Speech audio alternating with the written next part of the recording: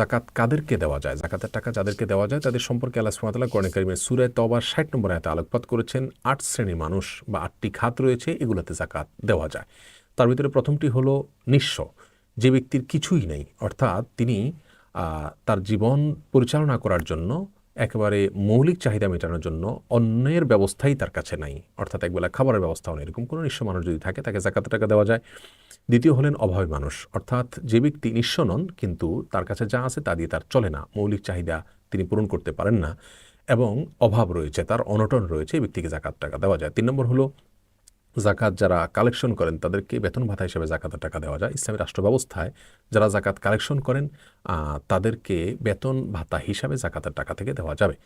৪ নম্বর জাকাতের খাত হলো মুআল্লাফাত কুলুবুহুম, অর্থাৎ কোনো অমুসলিম যদি তার দ্বারা কোনো মুসলিমরা ক্ষয়ক্ষতির আশঙ্কা করেন বা ক্ষয়ক্ষতির শিকার হন, তাহলে জাকাতের টাকা তাকে দিলে যদি তার ক্ষয়ক্ষতি থেকে বাঁচা যায় তাহলে সেক্ষেত্রে জাকাতের টাকা দেওয়া যাবে। ইসলামের দিকে তাকে আকৃষ্ট করার জন্য জাকাতের টাকা দেওয়া যাবে। ৫ নম্বর হলো কৃতদাস দাসীদেরকে মুক্ত করার জন্য জাকাতের টাকা দেওয়া যায়। ৬ নম্বর ঋণগ্রস্ত ব্যক্তির ঋণ মুক্ত করার জন্য জাকাতের টাকা দেওয়া যায়। ৭ নম্বর কোনো মানুষ তার বাসাবাড়িতে টাকা পয়সা রয়েছে কিন্তু সফরে তিনি বিপদে পড়ে গেছেন, টাকা পয়সা নাই, এই ব্যক্তিকে এই অবস্থায় জাকাতের টাকা দেওয়া যায়। এবং ৮ নম্বর হলো এমন ব্যক্তি যিনি আল্লাহ রাস্তায় লড়াই করছেন, অর্থাৎ মুজাহিদ, তাদেরকে রসদ হিসাবে জাকাতের টাকা দেওয়া যায়।